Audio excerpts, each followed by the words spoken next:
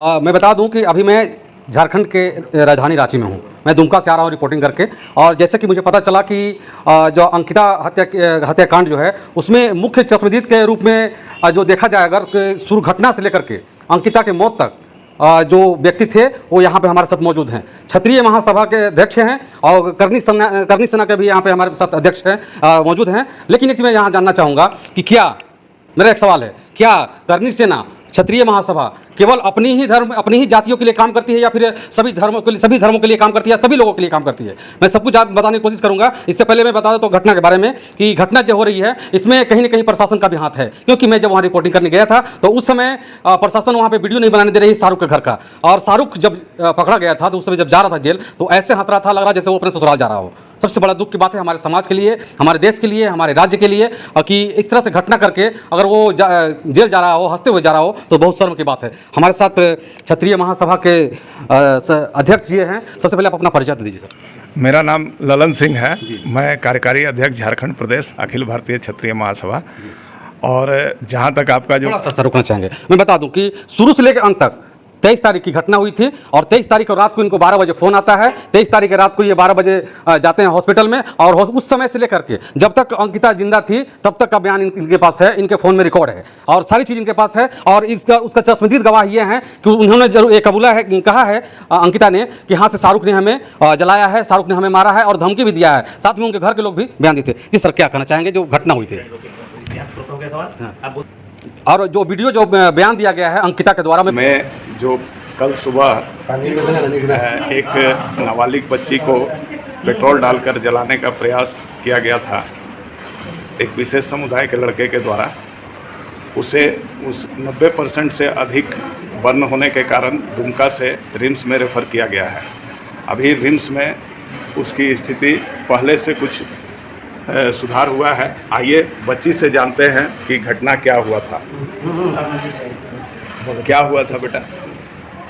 हम जरवाडी से रहने वाले हैं और एक लड़का हमको फ़ोन करके धमकी दिया।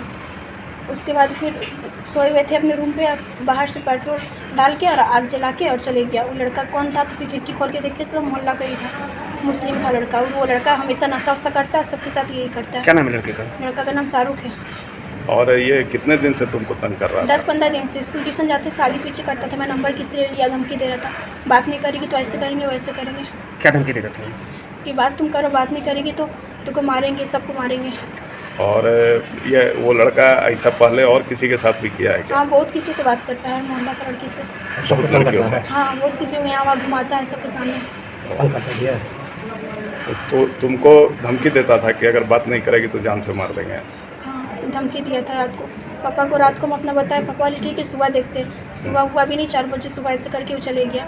खिड़की खोल के देखे तो देखे वो पेट्रोल हाथ में लिया होता एक डिब्बा और माचिस लिया होता, भाग रहा था। ब्लू कलर का टी-शर्ट पहना हुआ था। और यहाँ रांची रिम्स में कितने बजे पहुँचे आप लोग, पता है तुमको? कल 4 बजे सुबह हुआ, फिर दुमका का हॉस्पिटल में थे, वहाँ से रेफ़र किया। 9 बजे रात को निकले, सुबह यहाँ 5 बजे पहुँचे। वहाँ इलाज क्या क्या हुआ था? वहाँ कुछ नहीं हुआ था, बस मलहम लगाया था और बस ऐसे ही सलाइन चढ़ाया गया था। अच्छा, और यहाँ आने के बाद अभी जो इलाज हो रहा है तो कोई परेशानी, दिक्कत? नहीं, परेशानी है उतना नहीं है, जलन थोड़ा सा नॉर्मल है, बाकी और है परेशानी। ठीक। हाँ सर, तो बताइए कि इस जो 23 तारीख जो घटना हुई थी उस दिन कैसे पता चला आपको कि वहाँ पे घटना हुई है?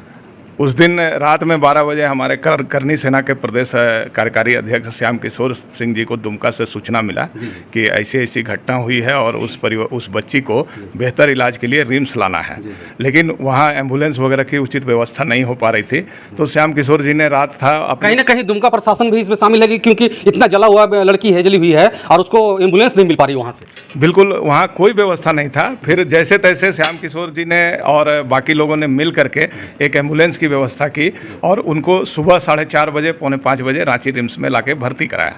और यहाँ पर जो आप सबको जानकारी ही होगा कि जो इलाज में कोताही था, सारी व्यवस्था में कमी थी। और जब हमने देखा कि बच्ची की स्थिति बहुत ख़राब है तो हमने उससे बहुत सारी बातें की, बहुत सारी चीज़ें पूछी, जिसका रिकॉर्डिंग की आज लगभग सारी मीडिया चैनल। मैं रिकॉर्डिंग के माध्यम से बताना चाहूँ, थोड़ा सा क्षमा चाहूँगा आपसे कि जो उन्होंने बात कही थी, जो अंकिता जी ने बात कही, जो आखिरी दम तोड़ते हुए, वो बात जरा दर्शकों को बताएं, क्योंकि इस बात का इंतजार है सभी लोगों को। उस बच्ची से हमने जब जानना चाहा कि आखिर ये घटना कैसे हुई और क्यों हुआ, तो उसने केवल इतना ही बताया कि मैं अपने घर में सो रही थी और सुबह सुबह मेरे घर का खिड़की खोल करके शाहरुख ने जो है पेट्रोल डाला, और जब वो देखी कि कुछ गीला गीला महसूस हुआ, उठ करके खिड़की की तरफ देखा तो देखा कि शाहरुख ने माचिस जला के उसके ऊपर फेंक दिया और भाग गया। उसके साथ कोई छोटुआ करके नाम बता रही थी बच्ची, और उसी जलने के कारण उसकी मृत्यु हुई है। और जब हमने पूछा कि ऐसा वो क्यों करता था, तो बोला बीते कई दिनों से वो मुझे तंग करता था और मुझसे बातचीत करने का प्रयास करता था, लेकिन मैं उससे बातचीत करना नहीं चाहती थी, इसीलिए उसने ऐसा किया। और जब उससे ये पूछा गया कि वो केवल तुम्हारे साथ करता था या और किसी के साथ, तो बच्ची ने ये भी बयान दिया, उसका भी वीडियो मेरे पास है, कि वो इस तरह का कई लड़कियों के साथ करता था, कि उसके साथ बातें करना, उसके साथ प्रेम का नाटक करना, इस तरह का कई कार्य वो और लड़कियों के साथ भी करता था। मैं एक चीज़ और बता देना चाहता हूँ, कहीं ना कहीं अंकिता बच सकती थी अगर उसको एयर एम्बुलेंस से दिल्ली एम्स अगर शिफ्ट किया जाता, तो जहाँ तक मेरी उम्मीद है कि जहाँ तक मेरा ओपिनियन है कि वो बच जाती। ऐसा हो सकता था कि नहीं सर? बिल्कुल हो सकता था। जिस दिन उसकी मृत्यु हुई है 6-6:30 बजे उसको हमने श्याम किशोर सिंह और करनी सेना के प्रदेश संयोजक विनय सिंह अपने हाथों से खाना खिलाया था, और वो बैठ करके हम लोगों के साथ बातें भी की, खाना भी खाई। उसके बाद लगभग 8-8:30 बजे उसको बेचैनी शुरू हुई, और वो बेचैनी उसके अंदर का जो पीड़ा था, अंदर का जो तड़प था, उसके कारण था, और जिसके कारण वो कभी बोलती थी यहाँ मुझे बेचैनी हो रही, यहाँ डर लग रहा है, ये हो रहा है। तो उनकी बातों को जब डॉक्टर को बताया गया, जब डॉक्टर देखने आए, तो उसे मानसिक रोगी का रूप दे करके और एक साइकेट्रिक को कॉल किए। लेकिन जब हमने बोला कि ठीक है साइकेट्रिक वाला मामला है तो बुलाइए डॉक्टर को, तो बोले कि नहीं, आज शनिवार का रात हो गया है, कल रविवार है, अब साइकेट्रिक सोमवार को आएंगे। हम लोगों ने कई बार कहा कि बच्ची बहुत बेचैन है, बहुत तड़प रही है, कई तरह से हम लोगों ने प्रयास किया कि इसको किसी तरह से ऐसा इलाज दिया जाए जिससे कि उसकी बेचैनी कम हो। वो बोले नहीं, ये तो उसका मानसिक, ये कुछ शौक के कारण हो गया है, साइकेट्रिक आएंगे वही दवाई देंगे, इसमें हम लोग कुछ नहीं दे सकते। और अंततोगत्वा रात में 1:30 बजे लगभग 4 घंटे बाद उसका मृत्यु हो गया। मैं जानना चाहूँगा, हमारे साथ और भी हैं, आप अपना पहले परिचय देंगे। करनी सेना कार्यकारी अध्यक्ष श्री श्याम किशोर सिंह। आपको कैसे पता चला था कि ये घटना कैसे कब क्या होती, क्या घटना के बारे में? रात को 12 बजे मुझे एक रिंग आता है, और वो लड़का बोल रहा है कि भैया किसी को बताएंगे नहीं, एक ऐसी घटना हो गई। मैंने उस लड़का से बात किया कि तुम किसी तरह उसको रांची भेज दो, हम लोग यहाँ सब व्यवस्था कर लेंगे। वो लड़का बहुत डरा हुआ था, कहा नहीं। मैंने 1-2 आदमी से बात कर करके किसी तरह, एक और राजू भैया थे, उनसे भी बात विचार कर करके किसी तरह उस वहाँ से दुमका से रांची लाया। रांची लाने के बाद जब आया, रात में वहाँ से चली थी 4 बजे मॉर्निंग रांची रिम्स पहुँच चुका था। हम ललन भैया फिर सुबह उठ करके रिम्स गए। जब गए तो देखे मोटी चादर ओढ़े हुई है, उसके पास पिताजी के पॉकेट में पैसा नहीं था, बड़ा चिंता की विषय लगा।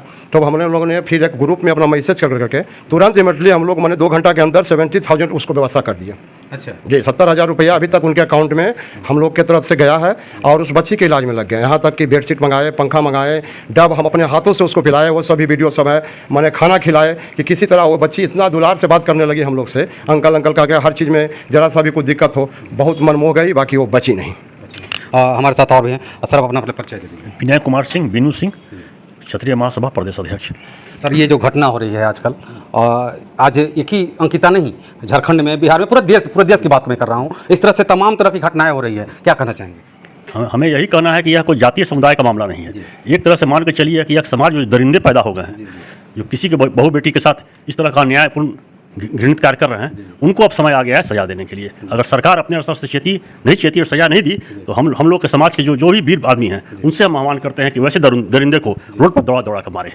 उसमें समाज उनके साथ है, हम लोग अपने हर तरह से व्यक्तिगत रूप से उनके साथ है। वैसे बहादुर जो भी उस तरह का सजा दे। जी जरूर, मैं और आगे सवाल करूंगा, थोड़ा सा मैं परिचय बता दीजिए। भोलो सिंह, करनी सेना,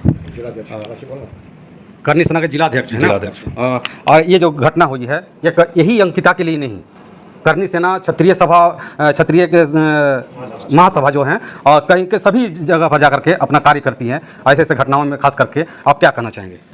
देखिए, हम लोग का मोटिव यही है, मुद्दा ही यही है कि कहीं भी पीड़ित परिवार के साथ देना, और कोई भी गरीब है या फिर उन लोग का मदद करना, और हम लोग इसमें हमेशा तत्पर रहते हैं। चलिए।